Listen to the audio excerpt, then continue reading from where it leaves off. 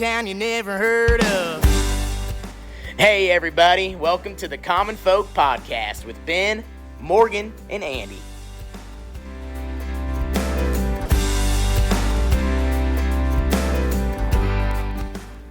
All right, here we go again with Common Folk. Yes, sir. Back at it. Back at it. I'm a little tired, guys. Wake up. Jeez, let's go. We had a late night. Andy, we went to the Titans game against KC. And you were saying the Chiefs fans were kind of welcoming? They weren't too bad, honestly. They were bad? razzing us because we were on the Titan side wearing blue. Joel, our son's big Titan fan. We used to live in Tennessee. Never saw him there. Mm-hmm. They were good to us. I mean, Yeah. It was fun. There was enough people in blue that we could high five and be like, yeah, tighten up. Okay. Or all those things. Yeah, I didn't know that was a thing. Like all these Titan people would walk up to you. Tighten, Yeah. was it tighten up? Is that what they said? And Tighten just- up. Was that the Yeah. thing? Tighten up? Tighten up. Yeah. Yeah, and Right then you on. like And fist pound bump. you. Yeah. Yeah. Yeah, and then there's some big ones out there. For me, like I'm a Chicago Bears fan, so it's bear down. Like Okay. told a guy Oh, at yeah. Sam's Club earlier today, he was wearing a really cool, he was an older gentleman wearing a really cool retro of those jackets, you Yeah. know, that button up, Oh, you know, okay. and you could tell it was an original. Like this is from the 70s or 80s. And I just said, bear down. He looked at me, bear down. Yeah, it was fun. So we didn't get in till late because it was a Sunday night late game. Yeah. And we tailgated and had a good time. It was fun, yeah. Yeah, they were, like you said, the fans were super cool. Yeah. I mean, See- obviously we grew up around see. here. Everyone do you got? around What do you here. got? I can see you got something. I just think there's been a definite shift in the fan base because I've been to a lot of Chiefs games. Okay. And back when they were striving to be better, to be great. Well, now they're the standard. Like, no one would be surprised if they'd go to the Super Bowl again. Yeah. But back when they were kind of on an even playing field, those fans would get after you. Because I would always take a buddy, whether it be from high school or college, and every freaking time they'd be wearing the opposing team's jerseys. And we would get harassed like no other. Really? I mean, and I think some of it has to do with the Titans. Like, well, we're not, like Yeah. you said, not too threatened by them. Probably the worst It could one be. ever was one of their rivals, the Raiders.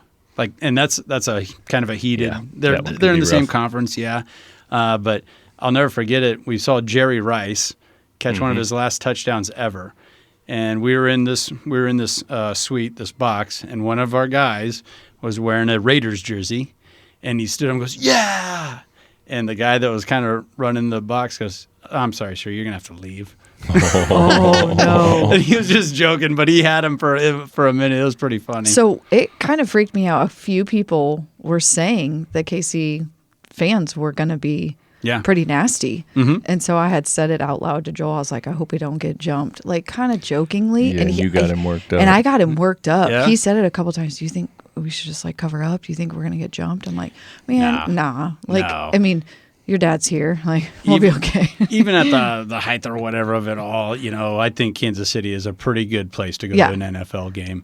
And when you hear those bad stories, it's always in towns for some reason where something really bad happens. It's like San Francisco. Like there's been a couple really bad ones where San Francisco Giants fans beat somebody almost to death or to death. Like, Oh my gosh. that happens in those type of cities. Yeah. Not in Kansas City. Okay. Yeah, you know, not in Nashville, Tennessee. Yeah. You know, there's And still some humanity there. Yeah. For sure. And people were, like we said, I mean, people were totally cool. We were in like, what were we in, the 10th row? Yeah. And Joel wanted to walk down and see the team, so he did. And there was a lady down there who was a season ticket holder, and she was a Chiefs fan, wasn't she? Chiefs fan. So she was full on Chiefs, and he was in his gear, Morgan was in the gear, whatever. And she was like, "Come on, get up here, check them out," you That's know. cool. She That's said cool. her dad had those tickets for 38 years. Yeah. And so they're front row. And so he Yeah. just watched them warm up. And oh, man, he was He just loved it, like, yeah. loved it. The Chiefs game is probably about as close as you could get as far as the tailgating, the fan base, the passionate fan base, as you'll get to like a college, like a rabid college fan base. Okay. And it's funny, I just had a meeting earlier today with a gal that relocated from Seattle to Omaha. And she's like, man, I've been to a lot of Seahawks games. And even when we won the Super Bowl, like the parade was, meh.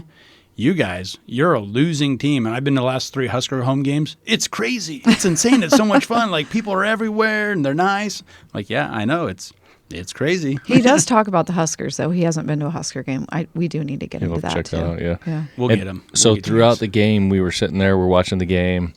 We were in the middle of Chiefs fans, obviously. Chiefs fans everywhere. All you see is red. And people are razzing Joel a little bit because he's got the jersey on, the Derrick Henry that's jersey. fun. That's fun. And the Titans went ahead for a while.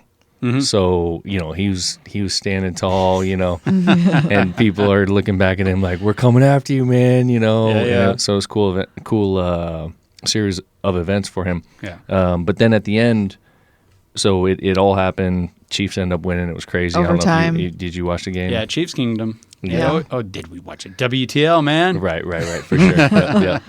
So that was wild. So we're sitting there clearing out afterwards, and then we end up talking to these folks who were like 2 rows down from us. Yeah. Who were giving Joel crap, during the game, younger, couple of people, whatever. And they know the dudes from Upstream Farms. Oh, wow. So we're right there, Jeez. talking to them. They know Crazy. Matt and Joe and Emmy. From Spalding. Is that what they I said? think that's where they were. Okay. They were from Spalding? Yeah. Yeah. Okay. Like But- town of 400 or something, she said. I was Yeah, like, what? yeah.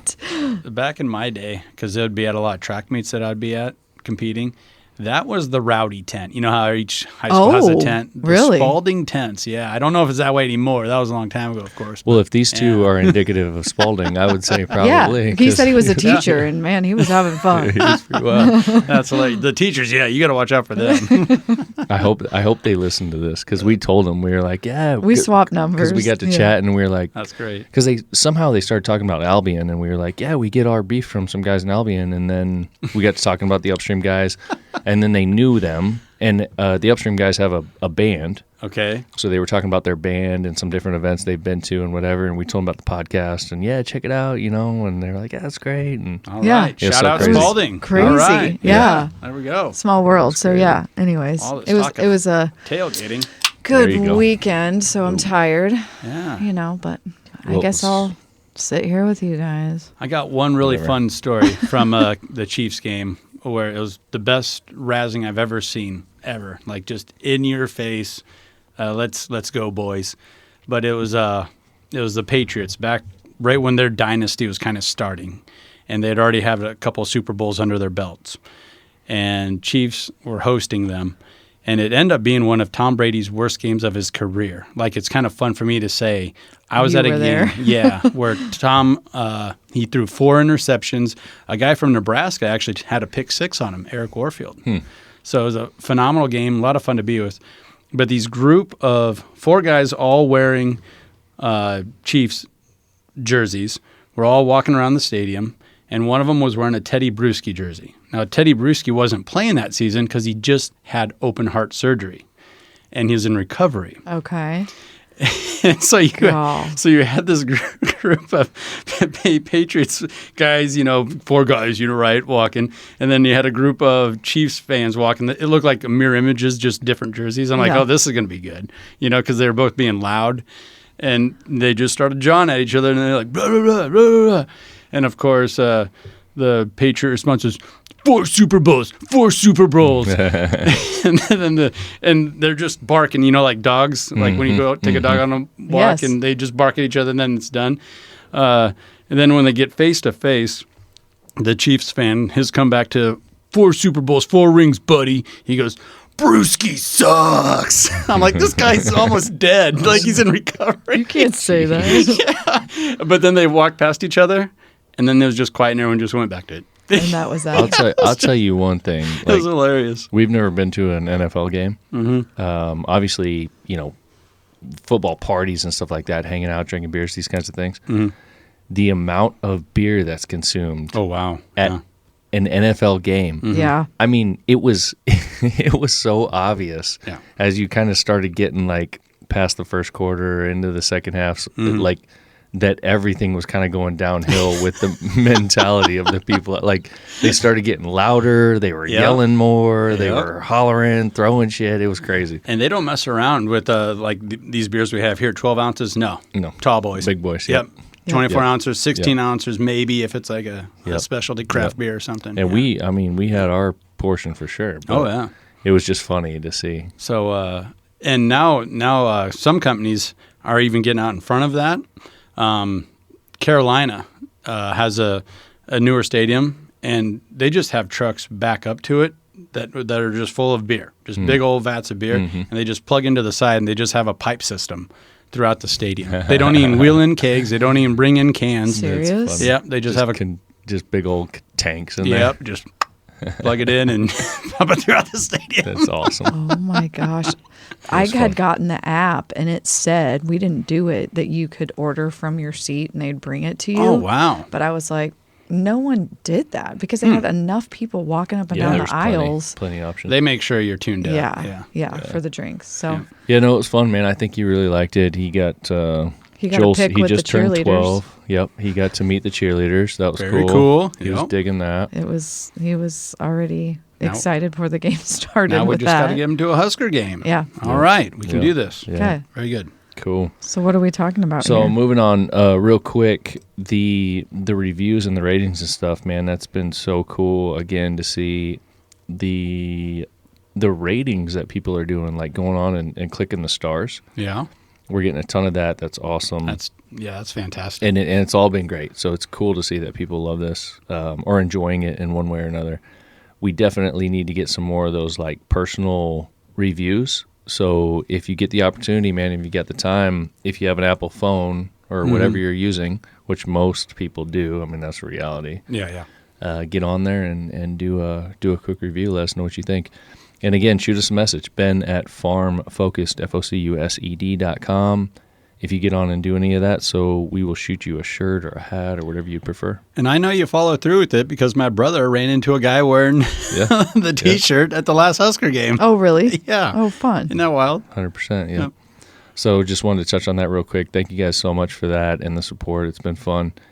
And we're going to keep doing it. So one of the things that I was hearing about over the last couple of weeks, and I guess we've been hearing about it for a while now, but I've heard a couple of people talking about it, is in general, customer service. Customer service is the term. We all interact day to day with some kind of place that we're purchasing things from, and it's changed so much. If you go somewhere, if you're buying online, if you're, Amazon obviously is a huge thing. Walmart.com is a huge thing. All, everything they're doing with that. Visiting the malls, hitting the grocery store.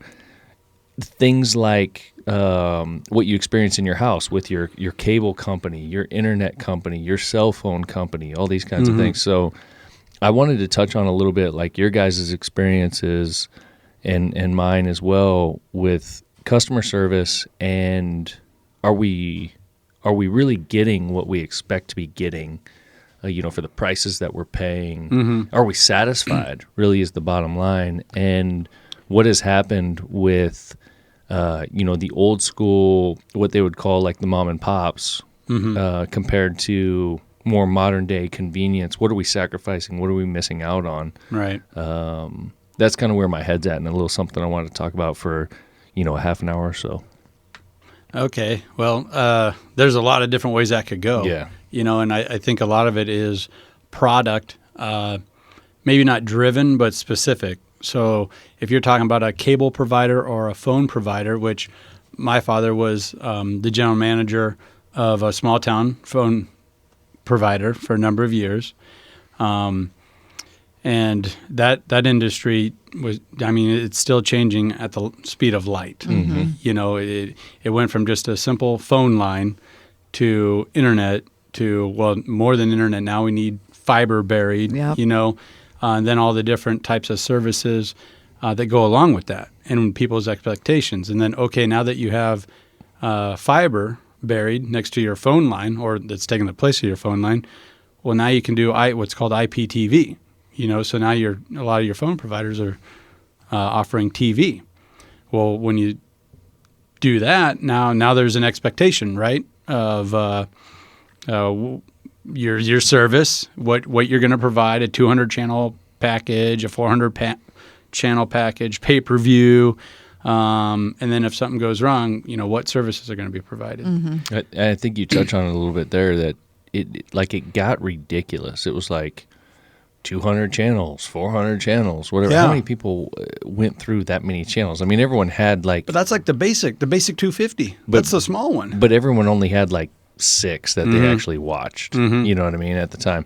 And it's curious to me what you were talking about in the small town like that. And I don't know if you know this or not. This might be a better question for your dad. But if somebody had an issue, had a concern, needed help, some technical assistance, whatever, were they able to call and like work directly with somebody in that small town or whoever that company was that was providing that? No, so that's a great question, but your short answer is yes. And more than likely, they would know the guy that's going to be out there. Mm-hmm. And when they called the office, they're going to know the gal that picked up the phone, and they can actually give them a breakdown of what's happening and what's going on. And what was really cool for me was growing up in the small town of Lynch, I got to see Dad work all the way up through it. So I can vividly remember when I was really little, Dad was down in a ditch with a spade digging for one of these phone lines, a catty corner across the street from our house in town. We lived in town. And the general manager at the time was up on top of the tractor, looking down at my dad, pushing the idiot stick, digging. And then by the time he retired, I mean, he moved into such a position, he wasn't even out on the tractor anymore. He was just always in the office, going to functions, things of that nature. So that was really cool. And that's also another thing where if you're dealing with a small company like that, there is opportunity. If you're just let's say a lineman for one of the bigger companies, even in this area, man, you know where your glass ceiling is. Yeah. You know what I mean? You're just kind of punching a clock. I'm not saying the opportunities aren't there to grow, but you'd have to go about it in a much different manner, and you'd have to find time to basically not do your job and do these social functions within the company, and that's not really what you were hired to do. But like where my dad was, it was just a natural progression. You start here, you stick with it, you keep working. Yeah. You make some moves here and there, and you climb the ladder. So for me, for the purposes of this conversation, we talk about something like that you guys were able to experience in the small town, and you guys were probably lucky that you had access to those kinds of things. Oh yeah. Because a lot of small towns wouldn't even have that. So somebody had made the decision to bring that in, work on the infrastructure, have the payroll, those kinds of things, right? Yep. Yeah. So on the flip side of that, you get to bigger towns. So we spent almost 10 years traveling around the country working for a corporation that was moving us. Mm-hmm. And so we would go to a new city, and it was always bigger cities, and we'd buy a house, and we'd have to set up all of the utilities and all the kinds of things. Sure. And it was always the same companies. Like, they had a different name, but they all acted the same way. Mm-hmm. And if you wanted to talk to somebody or get a hold of somebody and try to do something, forget about it, dude. Yeah, no. Like, as far as like the internet and the cable would go, I feel like the way that those companies have handled that, and this theme here is customer service, had handled that customer service is the reason why so many people moved away from it, and that they've basically lost their business. Like, cable and satellite has almost become non-existent. Yeah. I mean, the term was cut the cord.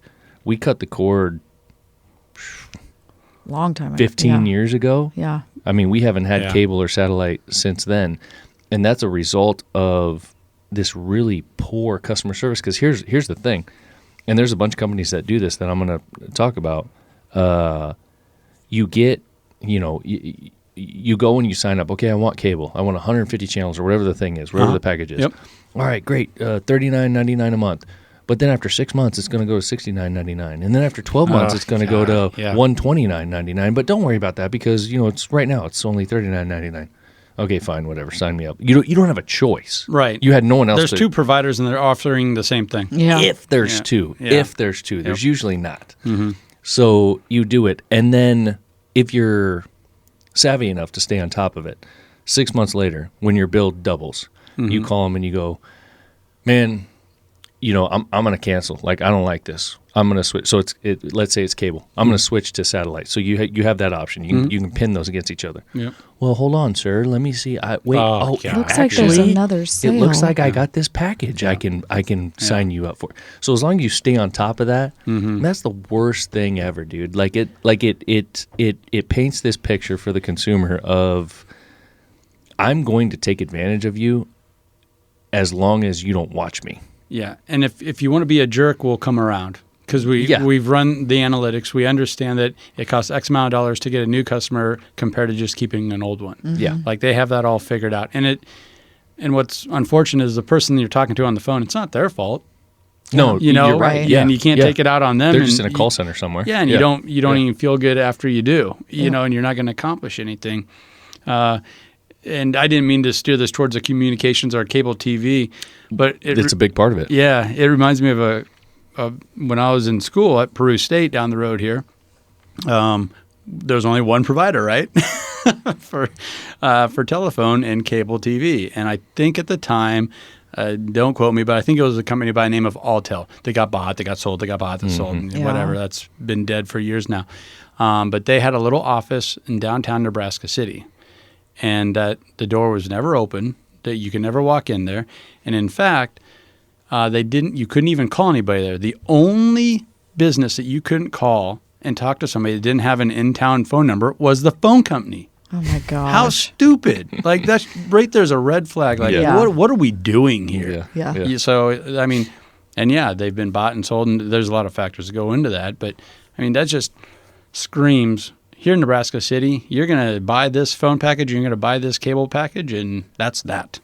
Throughout my life, I've had, or throughout my life as a family man, I've had probably 3 or 4 different things that it's worked that way that you always have to stay on top of.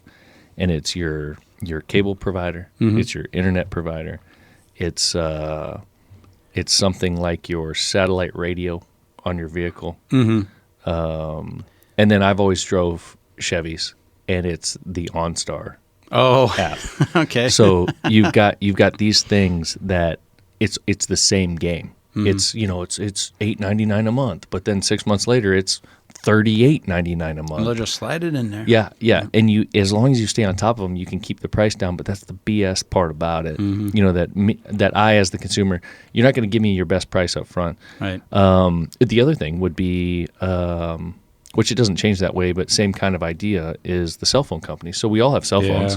Yeah. The pricing for those kinds of things and the kind of control that they can leverage, we get stuck in it.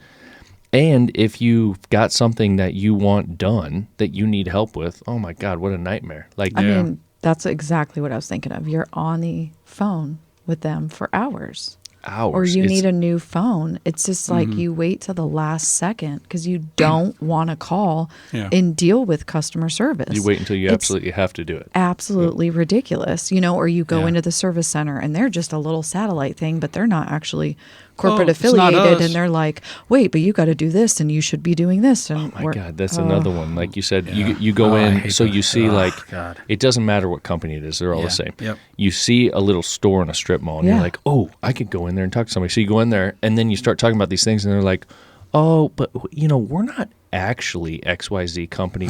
We're an independent that we just sell stuff for them. Oh my God. But we got the big sign on the door.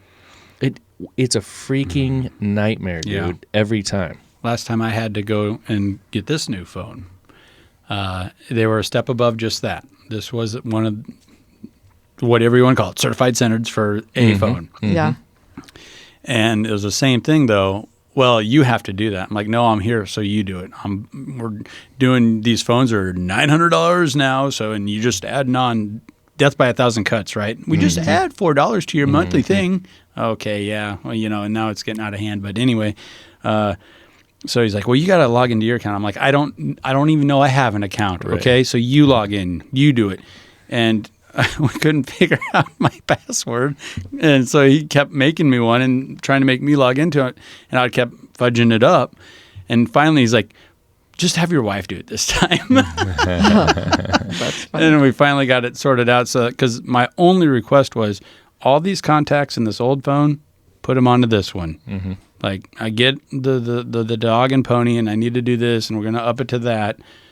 But do it. That's why we're here, to do it. We're here to buy 2 new phones, up our coverage or whatever you're calling it.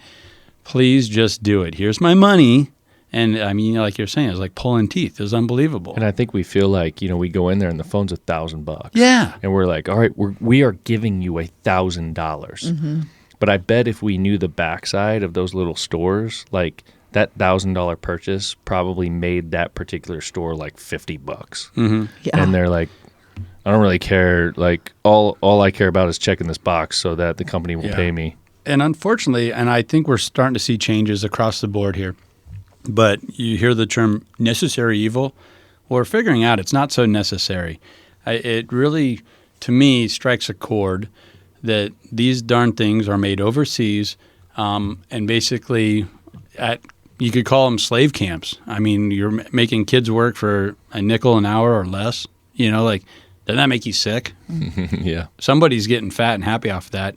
And it's not the workers, and it's definitely not me. Right. Well, it's gotten to the point where like we can't operate without them, So I know. You have to deal with that crap. Well, that's where I'm going with it. I think you're starting to see a lot of individuals, especially over what's happened the last couple of years, and the supply chain issues. It's like, well, it's just the new norm. No, it's not, and it doesn't have to be. We lost a lot of manufacturing because we just kind of signed off on. It's like, yeah, I enjoy a cheap phone. You know what I do? Well, now it's not cheap anymore. And now that I couldn't even get it when I needed it, a year and a half ago or whatever it was. So you're starting to see manufacturing come back. You're starting to see a lot more American-made products. You're starting to see people put their foot down and say up front, I am willing to pay more and maybe have to travel a town over to buy it here, buy it there, or whatever. But I want that service, and I also want something that's you feel good about buying. Mm-hmm. Yeah. Yeah, you do. Yeah. You Yeah. So with our phones and us running a business, we set up this business account. Mm-hmm. And so they say, oh, you get all these perks, blah, blah, you get this contact, all these kinds of things. Mm-hmm. And we work with a company that the name starts with V and rhymes with Horizon. Mm-hmm. I don't know. You can come to... Yeah. Okay, got it. Yeah. Okay. All right. Come to terms. Is that company B? Like I was talking about company A, you got company B? Yeah, right. And there's this dude that's like assigned to our account, and he's like the go-to. I've tried to contact this guy like 6 or 8 times. My phone has been getting its ass kicked for the last 3 or 4 months, and I can't get anything out of him. And then I go to the corporate affiliate store. They can't do anything for me. They got a bunch of stupid programs that doesn't work. It's such a mess. It sucks. The point is, we're talking about customer service, and why can't these places figure this thing out? Is it because they're too big? That's what I always think. Yeah, honestly. might be. I really go back to that. I think there's something to when a company gets to a certain size, that the people who have the vision and understand how everything should work lose touch. Like they can't, because there's nothing they can do. Yeah. Well, I think there's a lot of really big companies out there that do a phenomenal job with service, and that's the reason they're so big. I know one off the top of my head. Okay, say it. 1-800 Contacts. They have absolutely the best customer service. Now, I'll bet you this. I bet they're not publicly traded. Maybe not. And you know what the other one is? Is Chewy. Really good. Okay, I'll buy that for $1. I don't know anything about Chewy, but I bet they're not publicly traded. So what I'm getting at here is I think when a company gets to a point where they sign off as a publicly traded company, all bets are off. You think? Now it's all about just, some of them are just straight up get to a point where they'll have angel investors that will just gut the company so they can get as much out in the short term, and then they don't care if that brand dies, if that company dies. So the point is, it comes down to what their motivation is. Exactly, the company. And if it does get to that big, that big to where, and they make that decision, I think all bets are off. But they can still, they're so good at marketing, they're so good at advertising, manipulating you into believing that it's a necessary evil, or you need a cell phone to survive. All these things, that they're still going to be able to be profitable. I think a great example of that, and I don't know all the details, but we had talked about this before. We talked about Twitter and Elon Musk. Because wasn't Twitter publicly traded? Yes. And based on everything that he's been doing now, he has bought out all of that. He's firing people left and right. And it's back to being a privately owned company. Is that? I think that's what they were moving it to, right? Yeah, he owns it. So it's not a stock traded company anymore. So their motivations change from maximizing shareholder value to maximizing customer experience. And that's two totally different things. Very much so. And so one of the ways to maximize that is you get to sell advertising, right? And you can guarantee, let's say these headphones here, Sony. If Sony wants a Twitter account, a business Twitter account, you tell them, all right, you put a tweet out, we can guarantee 800,000 people will see that. Well, some studies have shown that up to maybe 80% of Twitter users were bots. Right, yeah. So 80% of the people seeing your tweet aren't even people. Wow. But that's one of the ways you manipulate and you fudge the numbers, or that's something that a corporation that's publicly traded would do. And Elon, for as weird and as crazy as he is, so far anyway from what I've seen, when call it woke, call it liberal, whatever, but when they push back and say, we need to get rid of hate speech, he's like, no. Free speech. Stop putting it in a box just because you are offended by it or you don't like it. There is hate speech out there, and there's dangerous messages, right? But he's going to, and he's staying by it. He's going to do his best to allow everybody's message to be seen, heard on the Twitter platform now. I think, again, from a customer service standpoint, you look at things like those bots and whatever that have been allowed to develop. They developed because it increased profitability. Yes. It increased shareholder value in a false way, because it wasn't it wasn't a real thing, but it did it. Yeah. That's what it did, and that's the motivation every single time, because those guys sit down every single quarter and they look at numbers and they go, oh, this is up, this is down, whatever, we need to drive this because we need to make sure that our shareholders are making the most money that they can make. We need to make sure that our stock price is worth X. It has to go up. It has to go up this percent. Back, to a privately owned company, you don't have those motivations. You don't have to meet those numbers. So that's a great point, and that's a big difference that you see between, what Morgan was saying, these big companies. There can be big companies with fantastic service. It's not necessarily a big company thing, but big companies tend to go public, and then that's what happens. Yeah. And they're still playing off of the service that they had beforehand, because this is another thing. In order for that company to get to that point, they were doing a lot of things right. And probably at the tippy top was service at one point. That's how they got there. But then you see that shift when it, they make that leap. And I'm not on some high soapbox or something here. If I had the opportunity to sell out, let's say I started making hand soap, and I got to a point where it's like, all right, here's your deal. You want to be publicly traded? And let's say it's the $2 billion deal. I'll be like, yes. Depending on how attached I was to that brand or whatever. But it'd be really hard for me, and I would probably had to work my whole life to get to a point to where I could sell it like that. But like, who am I to say I wouldn't take the $2 billion? Yeah. Money talks, right? Right. And I mean, and it's just an overnight deal like that. And your thought process going into it was like, well, I was making a soap company to make money and secure my family's future and stuff like this. It wasn't to be the best soap brand ever and to always have great customer service. No, it was, let's be honest. It was to make a living, and it was to, maximize your profits. Well, and it does depend on those motivations. Because I think for sure, at the core of it, it's all about being able to make a living. Right. But the motivation that drives it, is we do want to be the best at this, Yep. Whatever. And then you get to a point, like you said, where someone comes in and they're like, hey, here's a big old paycheck. Yeah. Let me move this. I think there's also another element. You all heard that analogy. The first generation plants the seed. The second generation enjoys the shade under the tree. The third generation cuts the damn tree down. Yep. And there's a company that I think a lot of people from Nebraska was always, loved and proud of, Cabela's. That started as a catalog. Kids went ahead and made those flies, those fishing flies, in their garage, and they would mail them out to customers. And then this generation, they lived a way different lifestyle. They were millionaires when they were born. Now they're billionaires.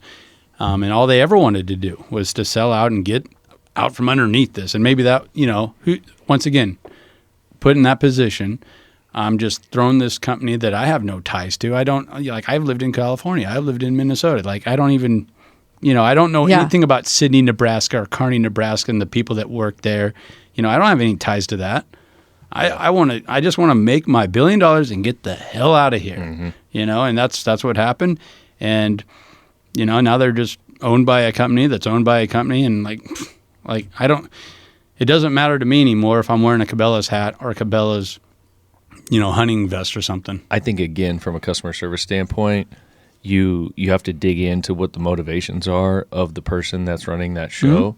So when it started in the beginning, it was probably somebody, I'm sure we can go out and find this story somewhere. Yep. Oh, yeah. A couple of guys that they were like, we want to bring the best products and the coolest service and fun. And it was revolutionary at the time. Yeah. Mail out.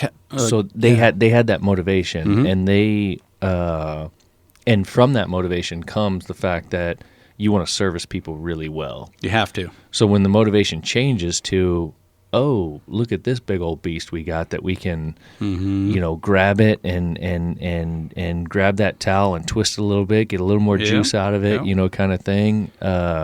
People who weren't there in the beginning, that's what happens with them. Yeah, it was a third generation type deal. Yeah. And so then you take that and what happens? So there's a couple of different things. There's some themes that we've talked about on this podcast plenty of times, and we always will, is convenience. So you take something like convenience. It becomes way more convenient because they can streamline all these processes, which they can lower prices and they can make availability better. Right. But at the sacrifice of what? At the sacrifice of American made, American manufacturing, American jobs. Yeah. And customer service. Big time. So you decide, okay, yep, I'm going to deal with this because I'm going to sacrifice this, and this is what happens. So convenience is a huge thing, but you go to let's go to convenience. So you talk about Amazon as an example, Walmart as an example. It's super convenient. It's super easy. You can do anything that you want on these platforms. Away. Yeah, and it's a fair. I wouldn't say a fair. It's a cheap price. It's easily accessible, but and Amazon does because they're so big, they do a decent job of customer service in terms of like, oh, this was broke, or they don't this care. wasn't something I wanted. Yep. Yeah, that kind of thing. Yep. But if you want to actually try to talk to somebody and figure something out, no, forget about that. No. But so you've got that scenario, and then when you go to these, what's the alternative to that? And that is these independently owned small businesses that are run by somebody local that cares, that you go in there and you get the opportunity to talk to them.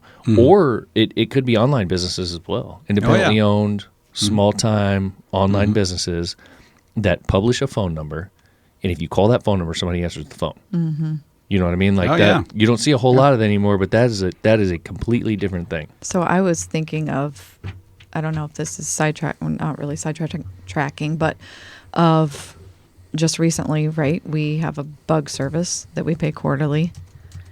And It's like an exterminator? Yeah. Yeah, So like Ben can treatment spray or and all whatever, that, yeah. but anyways, we've had drain flies and whatever, so they can do this, whatever. The thing is like, it's, and not to interrupt you, No, you you're can fine. carry on, but I want to say, you find these people who are experts at what they do. Yeah. They're experts in certain categories. Mm-hmm. So you talk to them, you feel comfortable with them, and you say, hey, look, I need you to do this for me. Like, yes, I could do this. It's not necessarily about convenience. It's about that you're better than me at this. Mm-hmm. So, and I want to pay you for that, and you seem like a nice person. You're buying more than just a product with a local guy. Yeah. That bottom line. You're getting that service, and they want to make sure they done right by you because they got to live with you. You live in the same community. Mm-hmm. Like, there's also a little bit of a balance to that check, right? Yeah. I think so. You buy something local, that means you're going to get the support, and that also means that they better hold true to it because you're going to see them at the next high school football game. Yeah. You know what I mean? But I also think, again, then I guess I was going with that was, like, I think the bug company we use is smaller, but we could be using a smaller company. But sometimes it's who you get on the phone. So when I called, anyways, our daughter had found a bug in her bed. She lives in the basement. She has a basement bedroom. God. She was freaking out, took a picture. It was very blurry. And she thought it was a roach. And I'm like, oh, God, how do we have cockroaches? No way. We're not dirty people. So called them, and the lady on the phone was nice, but she was like, well, so it was a Friday. She's like, honestly, we can't get out there until like mid to late next week. Okay. And I was like, okay, so the service that we pay for is quarterly, and if we ever see any bugs, they will come out. They've not said how quick they will come out, but normally it's in 1 to 2 days, whatever. Yeah. And I was like, so you're telling me I see a bug, we have to wait like a whole nother week? And this is like, in my head, a pretty big deal, a cockroach. Right. She was just like, no, that's as soon as we can do. And so I don't know that I should have done this, but I was like, hey, so you know what? Honestly, there's other bug companies. I'll just go ahead and give them a call. We can just quit the service. And maybe I shouldn't have said that, but it really bothered me that we pay you a decent amount to come and spray. I'm not asking you to come that day. You also had a little bit of feeling if you did your job right the first time, we probably shouldn't have saw that bug. Yeah, you know what I mean? It was like, so why am I going to then have to wait a week? Oh, so when I say that, then she's like, well, there is a guy out in the area today. Let me see if we can get him out there, and he'll come at the end of his day at 5 o'clock. Guess what? She calls me back. He can come at 5. So why do I have to do that? So like sometimes, I feel like Ben and I will say, you could call the telephone company that you need your new cell phone for, and it's who you get. Yeah. You know, and who's working for that company. So that could be in reflective of, with Farm Focus too. Like, I mean, we love the people that work for us, but I mean, I guess everyone, gives someone grace. It could be a bad day, whatever. But like, God, it's just like, how hard is customer service to be nice, to maybe go the extra mile? I don't know. This lady literally did not want to work with me at all. It was late. It was Friday. She wanted to just, get on to the weekend. She literally was trying to just be like, no. Anybody who has ever worked directly with the consumer, in selling something, knows. There's that old adage: the customer is always right. Yeah. And that's not always the case, right? Yeah. I mean, sometimes you got to, obviously we deal with folks every single day. We deal with hundreds and hundreds of individual folks every single month. And things come up, Right. I mean, we mess stuff up. Right. Every once in a while, you're going to mail something to the wrong address or whatever. Yeah. Put the wrong item in the. Yeah. It happens. Why is there an Avoca, Iowa, right next to Avoca, Nebraska? What is going on? They, as the consumer, misinterpret things. They chose not to read something when it was right there in front of their face. They clicked on the wrong thing, whatever. But that doesn't matter. What matters is that we figure out what's going on. It's not anybody's fault. We get to the bottom of it. Let's fix it, and let's move on, and let's be buddies, and let's have a good relationship going forward, because you probably want something else. And that's the thing with the approach to our business is this whole thing about the customer. Honestly, to me, I don't really even like the word customer. Like, I feel like that's a really cold, hard word. It's just like a transactional relationship. Yeah, you're a digit. You're something like that. Yeah. You're kind of disposable. like that? Yeah. Basically, it's like you just showed up. You want to buy something? Okay, fine. Here you go. You're gone. Boom. You were a Okay. customer. Yeah. It's just a transaction. For us, the way that I look at business is it's way more than that. It's a friendship. If you made the choice to come to my website, to my business, to walk through my front door, to type in my URL on your website, then you are just like flirting with the idea of being friends with me and with what I've got going on. Well, they're representing your brand, right? Yeah. You know, in a way. You want to come in, you want to learn more, you want to figure out what are these people about? What how do they have something that I would be proud to own, to buy kind of thing. So at that point, to me, it's like once you make that decision, then you've decided that you want to be friends with me. Yeah. And you got to treat them as a friend. Yeah. You take care of them like you'd want to be taken care of. Yeah, right? The like golden your rule. family. Like it's real basic stuff here. Business, Yeah. we try to make it so difficult and all this. It's really pretty basic, isn't it? It's very basic, yeah. And I get emails, here and there and messages and so on where people are like something happened and they just fly off the handle. They're like, man, this and I ordered this 6 didn't dozen, work, not and, 6. Yeah, and blah blah blah, and I just look at it and I'm like, man, okay, all right, buddy. Hey, we messed up, or what can we do? Or you just looked at something wrong. No problem though. Let us get this straight, and we always. We've got that phone number. I don't know how many times, like Morgan, I'm sure you've run into it, where people will call and they'll be like, I cannot believe that somebody answered this phone. Oh, yeah. Or it could be 5:30 and maybe I'm here and they're Yeah. like, oh, Yeah. someone's still there. I'm like, well, if we're here, we're going to answer the phone. It's so crazy, Yeah. when you hear that sometimes and you're like, what do you mean? Like other companies aren't doing this? Right. And we know they're not because Yeah, yeah. we've dealt with Yeah. it. We went through a list of them, and I didn't mean to throw, an outdoor brand under the bus there, but I was kind of disappointed. Hey, Yeah. look, man. You know? Yeah, It is what is. it is. Yeah. It is what it is. Yeah. But that bug company, that's what made me think of it. And then of the customer service thing. And then also customer service we still bank at a small bank because we are not just a number.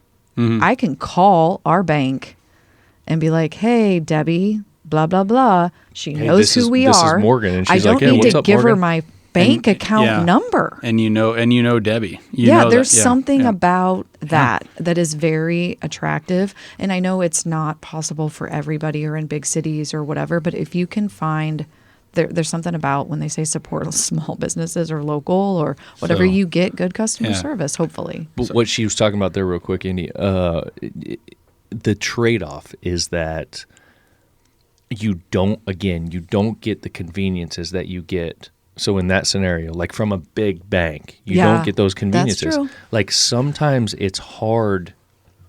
We have to work harder in order to do business with them because they don't have all of those things that the big capital banks have. behind it. Right. Yep. Yeah. But you take that and you go, you know what? It's worth it. You can give them the break. Yeah, because when I call, they know who I am. When I show up at the drive-thru at the bank and I'm dropping off checks that people have sent for the business, and my dog's sitting next to me, they're like, "Oh, look at Millie! Here's a bone for her." You know what I mean? Like They that know. kind of thing. Yeah. Like it's that's the trade-off. So people have to decide. Again, that convenience over that kind of personalized service, that customer service. And Amazon's done a fantastic job of getting around that, where even yesterday, Ashley got 2 packages from Amazon and goes, well, they're 0 for 2. Oh, And God. the packaging was terrible. Like one of them was a light bulb for an aquarium, and like it might have been broke because it was just so poorly packaged. Yeah. But Amazon doesn't care. If Ashley was to call in, email in, and complain, they would just send her a new one. Big whoop. They don't care. Next day. Yeah. Like that. And they're so bad at giving you the wrong products. This happens all the time, that there are all these startup companies of Amazon returns. And a guy we know has made another business out of this, where it's like you just pick a box for $50 and you get whatever's in there. We don't know. These are all just Amazon returns that are just taking up containers here, there, wherever. Like it's insane how bad they really are. So is it really more convenient?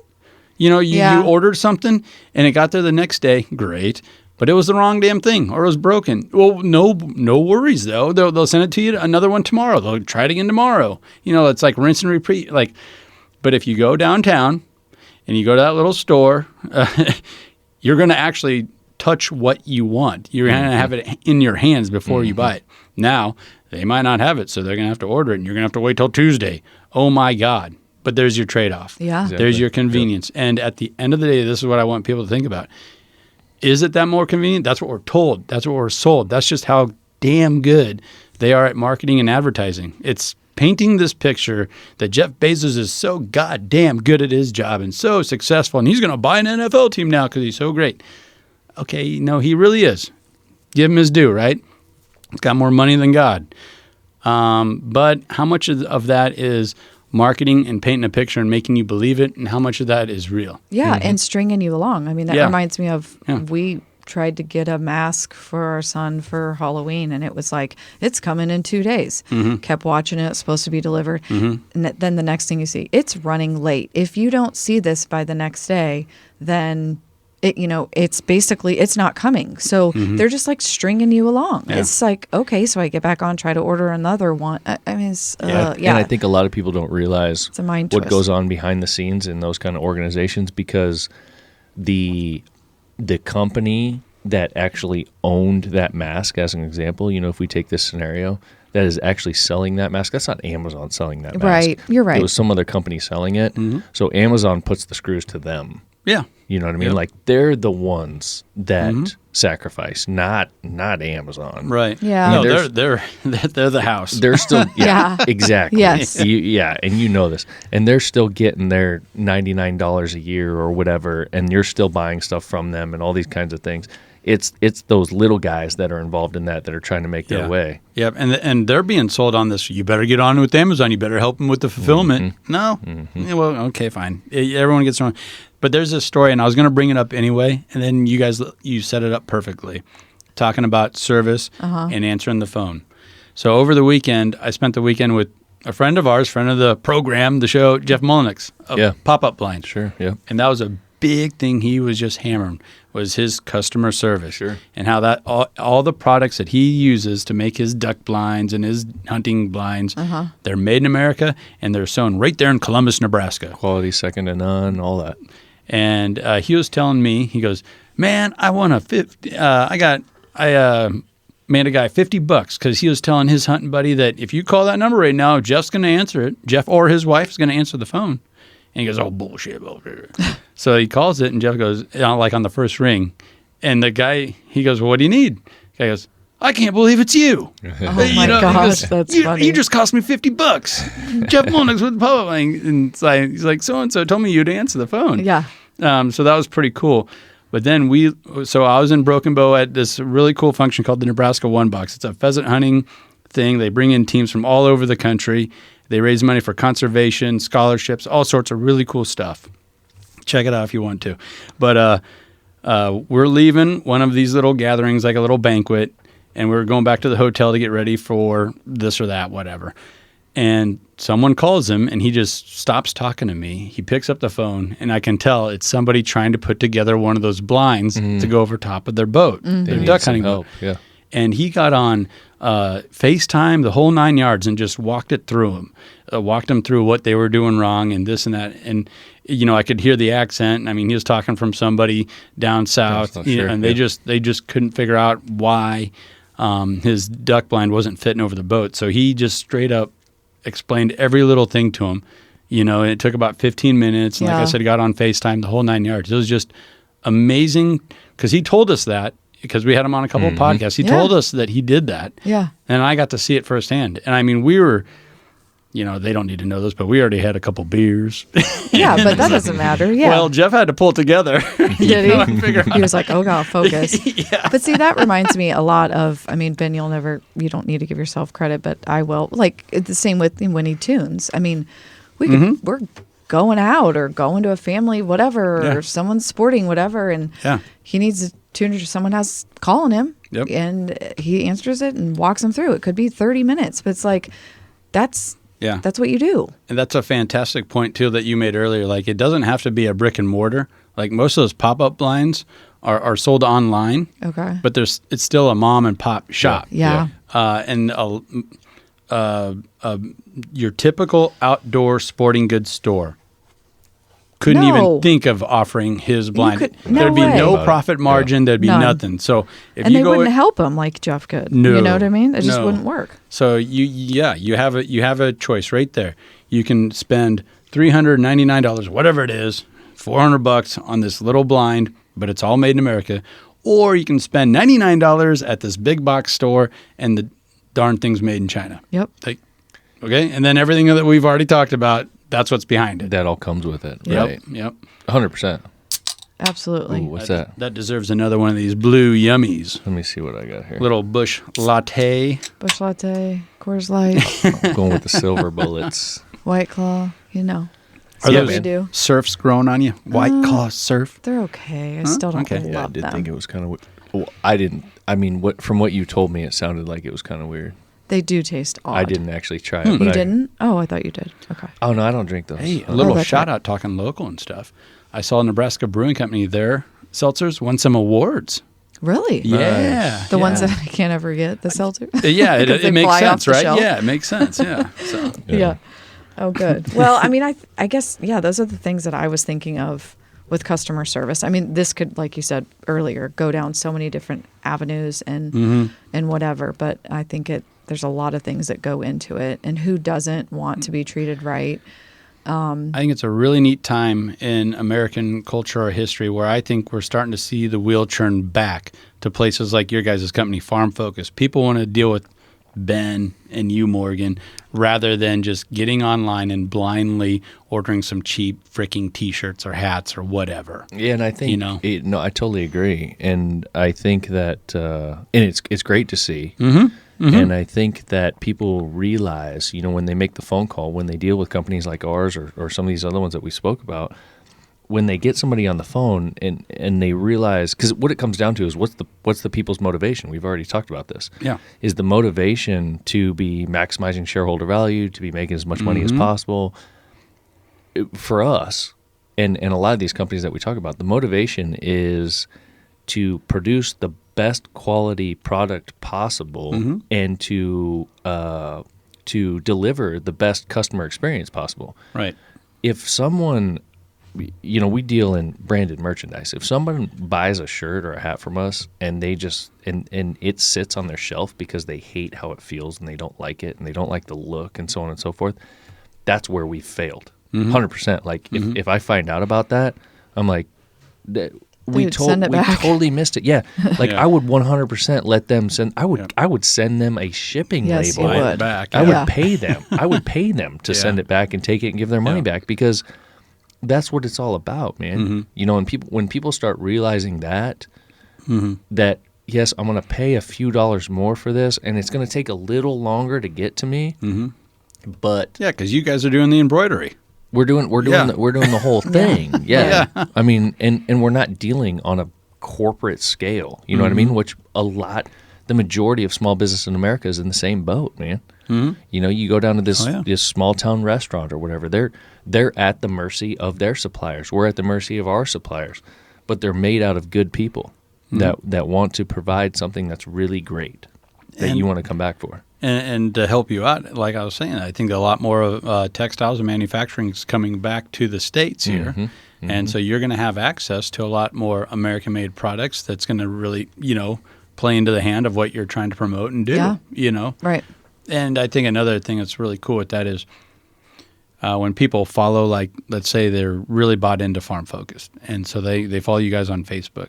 When they see you guys throw out a tweet of your son enjoying a football game, you took him to an NFL game, like they know they had a little hand in, they may not know that or realize it, but they had a little hand in making that possible. For sure. By supporting your brand, they help create that smile and that experience for that kid. Yep. And that's why that's one of the things that makes a small town so fantastic for people that didn't get to grow up in one and experience it.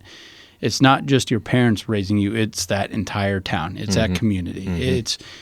It's just phenomenal to just think back on it and how good we had it and we didn't even know it. You know what I mean? It's just amazing. Yep. Yeah, and it felt really good, like when all these easy things started coming along, and it was like, oh, shoot, I can get this now. I can get that now, whatever. But then you start realizing, oh, man, I sacrificed a lot of things. Yep. And I think people are becoming more awake to that. Yeah. Yeah. So Agree.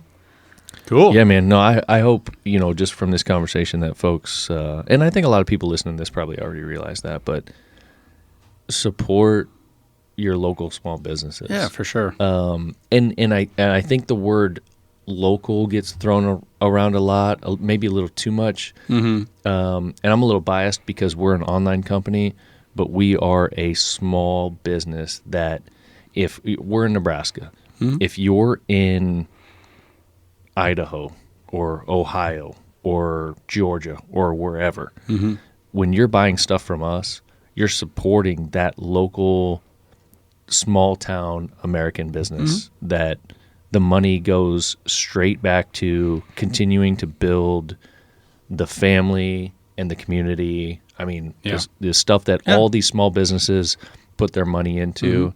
So feel good about that. And not that there's not... And you work your tail off to make that a reality. 100%. So. And not that there's not good big companies. There are some, but just be smart, man. And not only that, we're talking about customer service. It's just a really interesting topic, how much that has changed, from the days of how nice it was to go into the small town shop and go talk to that person and so on and so forth. Isn't it unbelievable? Like, I have zero expectation when I go through a fast food chain in order of like a number one or number two. Probably not going to get that. I don't even know. All I'm looking for is please give me a sandwich and fries. What she just said, not only do you have zero expectation, but you actually have negative expectation. Absolutely. You're like, oh, they're probably going to mess this up, but hopefully they don't mess it up enough to where it's something that I don't like. Yeah. Hopefully it's just a diet soda rather than the regular, and hopefully it's just a sandwich that I can stomach. Yeah. Like I ordered a burger and I'm going to get a chicken sandwich. I still kind of like chicken, but Wow. Yeah. But that's where That's so true. we didn't even talk about that whole genre. Yeah. Obviously, go to your local restaurants. My God, please. right. 100%. Oh, funny. Yeah. Cool. All right, guys. You Well, I woke hope me people up. enjoyed it. You're awake? I'm a little bit more awake. Still a little sleepy, but maybe it's the hangover. You think it's the hangover? No, I didn't drink that much. Might have been that White Claw. Yeah. Regular. Might have. Hair of the dog? There we go. All right. Well, let's sign off here and have another White Claw. Sounds good. Yeah, I'm not having one. I didn't drink those. Yeah, that's right. Right. I forgot. Yeah. Okay. All right. I'm going to hit it. Peace. Appreciate Later. it. We'll see you.